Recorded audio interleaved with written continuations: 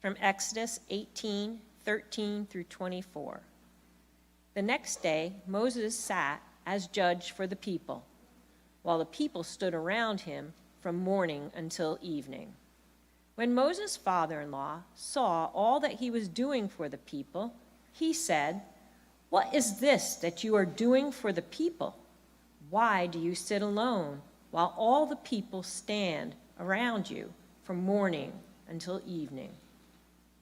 Moses said to his father-in-law, "Because the people come to me to inquire of God. When they have a dispute, they come to me, and I decide between one person and another, and I make known to them the statutes and instructions of God." Moses' father-in-law said to him, "What you are doing is not good. You will surely wear yourself out, both you and these people with you. For the task is too heavy for you. You cannot do it alone. Now listen to me. I will give you counsel, and God be with you.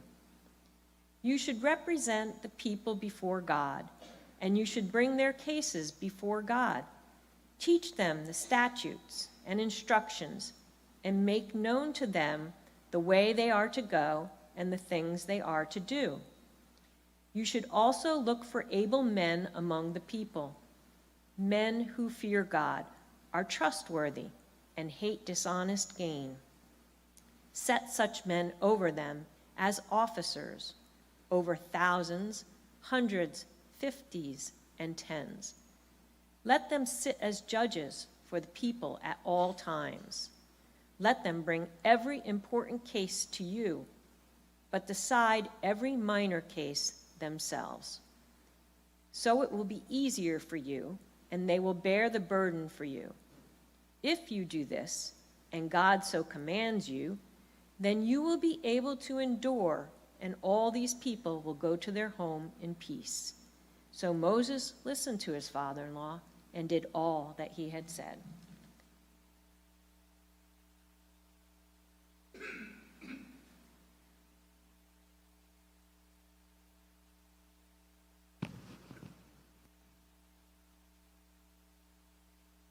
Thank you, Cindy.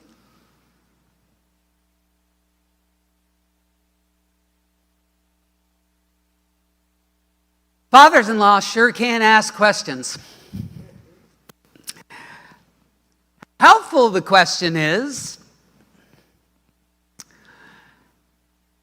as I mentioned earlier this morning, just a short time ago, the prayer time, this coming Friday is Cindy and my 39th wedding anniversary, which means then that it is also that annual time when I relive the nightmare.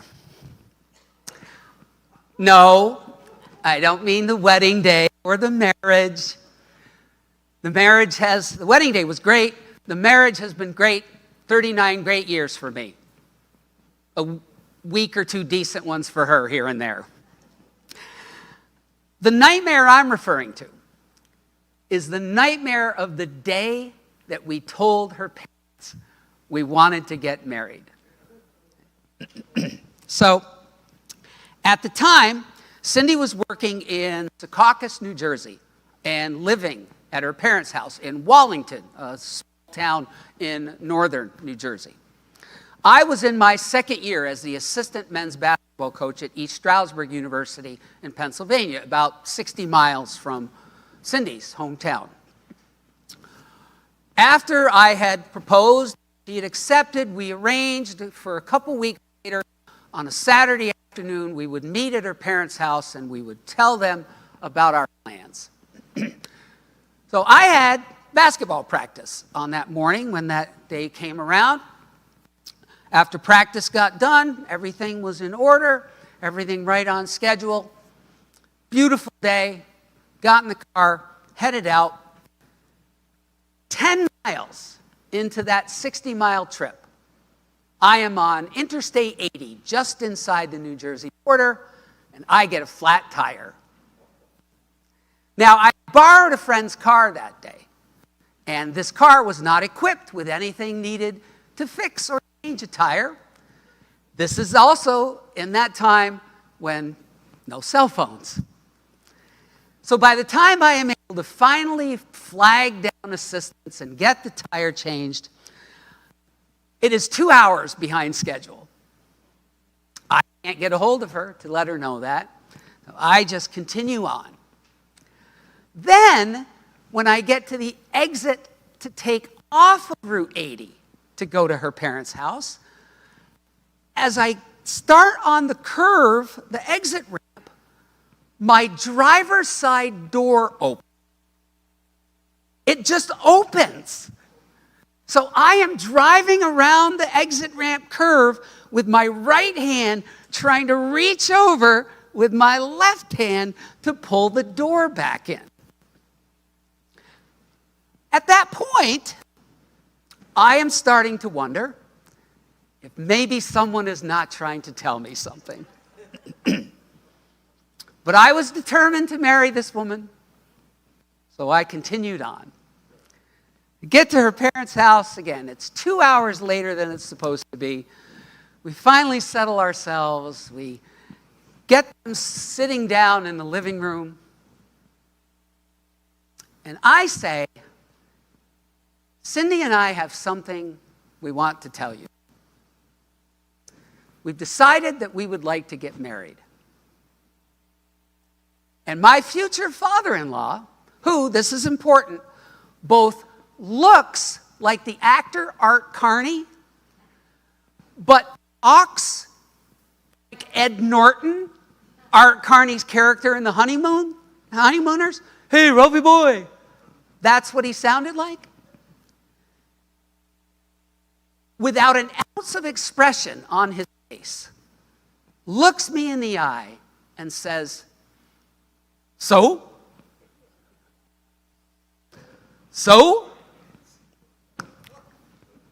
That was it. That was it. Not what I had in mind. I thought maybe after that grand announcement he would pop up and go grab a couple of beers, some cigars, shake my hand. Hey, welcome to the family, son. So? What an awful question. How helpful was that supposed to be? It was nothing like the question that Moses' father-in-law asks him. As they near the end of their journey to the new homeland that God promises them after freeing them from captivity in ancient Egypt, the ancient Israelites camp out at Mount Sinai, God's holy mountain. They are also near a place called Midian, which means that for Moses, the Israelites' administrative and judicial and religious leader, it is a double homecoming. A double homecoming. See, Moses had been in Midian before. As we remember, Moses was an Israelite baby whose mother placed him in a basket and placed the basket in the Nile River in the hopes that some Egyptian family would rescue him and raise him in order to spare his life after the Egyptian king, the Pharaoh, orders all male Israelite babies to be killed because the king, as we have seen far too often throughout history, sees the growing Israelite population in Egypt as a threat. In one of those awesome biblical twists, Moses is found and rescued by Pharaoh's daughter. He grows up as an Egyptian. But when he is a young man, he finds out that he is not, in fact, an Egyptian, but an Israelite. And one day, when he sees an Egyptian beating an Israelite, he snaps. Moses did have a bit of temper. He killed the Egyptian, buries his body. But Moses is found out. And when that act threatens to become public knowledge, Moses has to go on the run.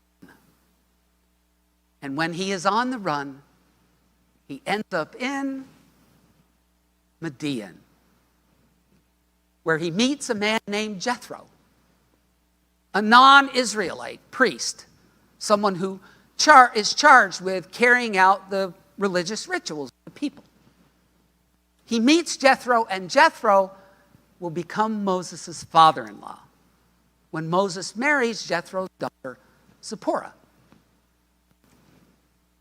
But Moses' people are still in captivity. And when God calls on Moses to go back to Egypt to help deliver them, Moses leaves Zipporah and their 2 children in Jethro's care. But now, years later, Moses is back. Moses is back, and the family is reunited. Jethro brings Zipporah and the 2 kids to reunite with Moses. And on the first day of the reunion, as we would expect, they spend the time celebrating, reminiscing, catching up. But then the second day, as Cindy read for us in this scene from the book of Exodus, well, that day turns out to be take your father-in-law to work day. Jethro goes with Moses and watches him carry out his judicial responsibilities. Watches all day and evening long as the Israelites wait in line from morning until dark just to have Moses either hear their legal case or interpret some religious law for them. At the end of Take Your Father-in-Law to Work Day, Jethro and Moses chill out in Moses' tent, grab a couple beers, some cigars,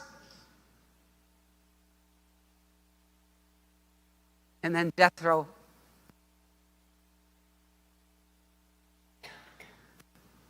technically it's 2 questions. But in terms of intent, purpose, it's really just 1 question. What is it that you are doing for the people? And why do you sit alone all day while they just stand around you? Moses doesn't get where Jethro's headed with this at first, because he responds by giving his father a review of his job description. But that's not what Jethro is trying to get at. Jethro is trying to get at something much more important. The what and the why.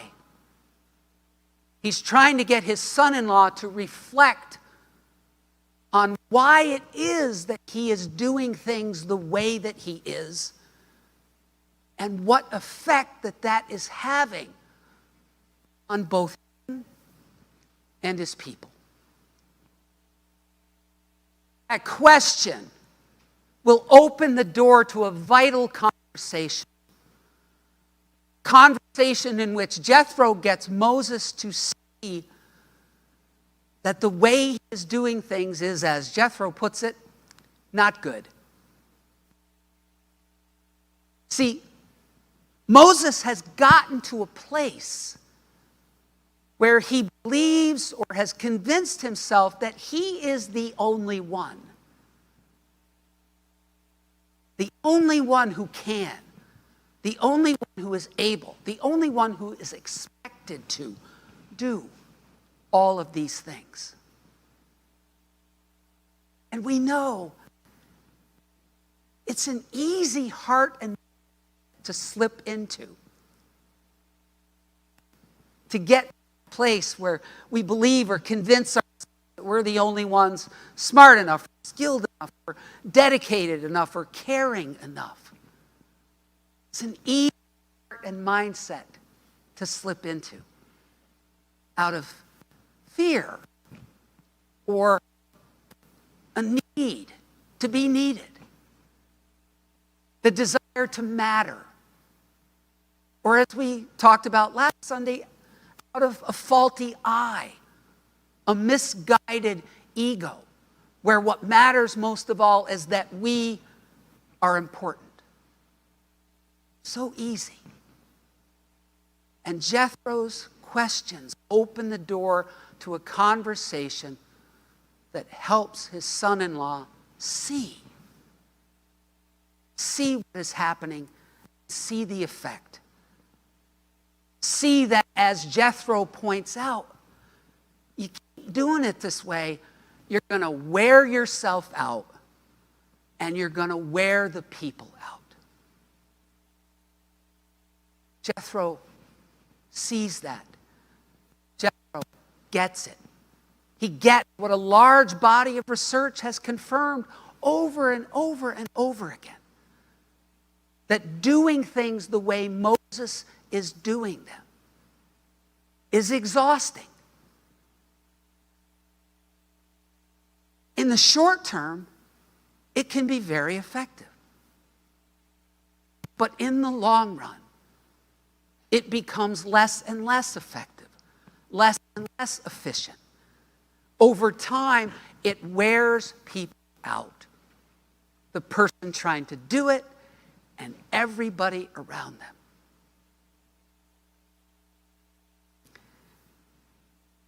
At the same time, it also prevents the other members of the family or the household or the community or the spiritual community to develop and use the gifts and talents that God has given them. Which also means then is that it impedes the community, the family, spiritual community from becoming all that God created and calls it to be. But worst of all, that way that Moses has been doing things, well, it can lead to a place where a person is no longer willing to either share or surrender power and control.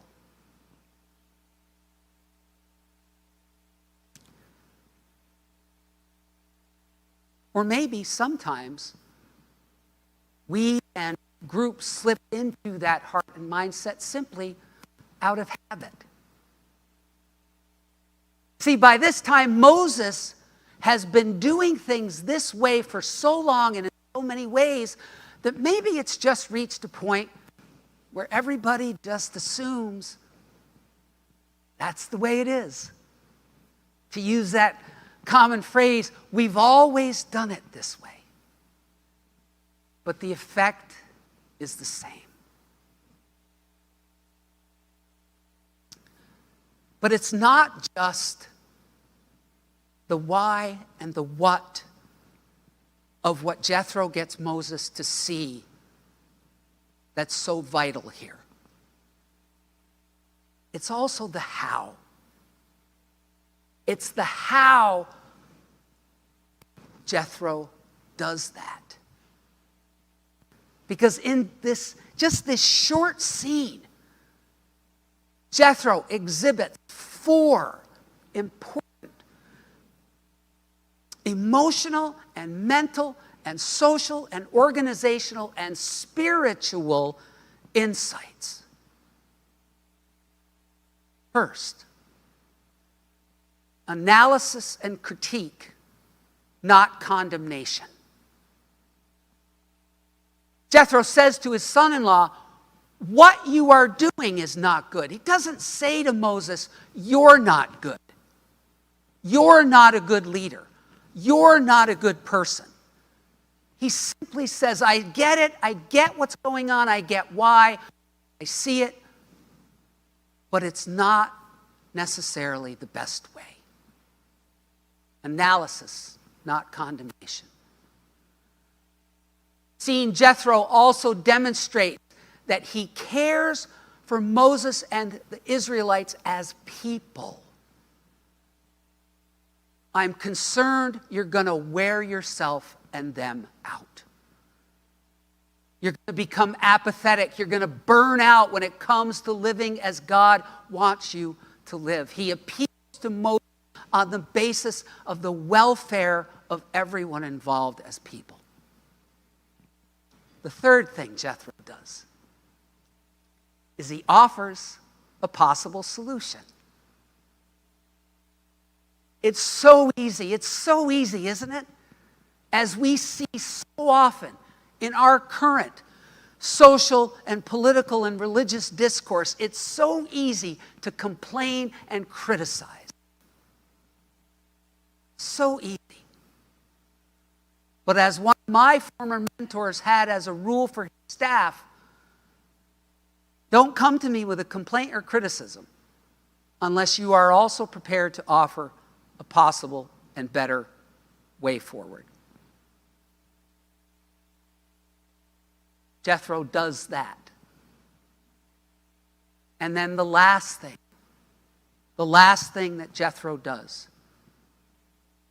maybe the most vital thing Jethro does, also happens to be the first thing that Jethro does. He starts with a question.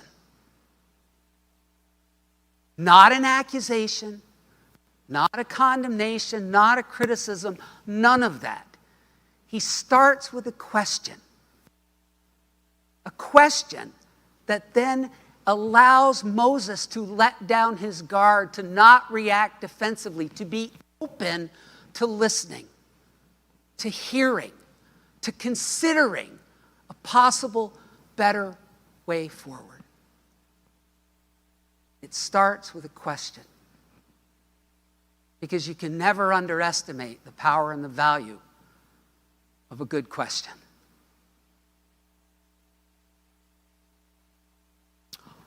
Almost 40 years later now, I still have no idea what my father-in-law's "so" was about. Excuse me. I was so taken back at the time that I never considered it. And I never asked him over all those years, and now I can't. He's been gone for a few years. So I don't know what he meant. My guess is that he was probably trying to prod me into formally asking his permission to marry his daughter. If so, okay, I get that. But I don't know. But as I have thought about that nightmare of a day over and over the years, and thought about his "so" question, I like to think that maybe it was his Jethro moment. That his "so" was a way of moving me to think about, to reflect on what it was that I was doing, what it was that we were going to do, what getting married, being married, would mean to me, what it would mean to be a good husband, what it would mean for us, what it would mean for any kids that we had, what it would mean for him and his family. So, in that spirit, every year at this time now, I ask myself that same "so." So, as it turns out, it wasn't such an awful question after all. Amen.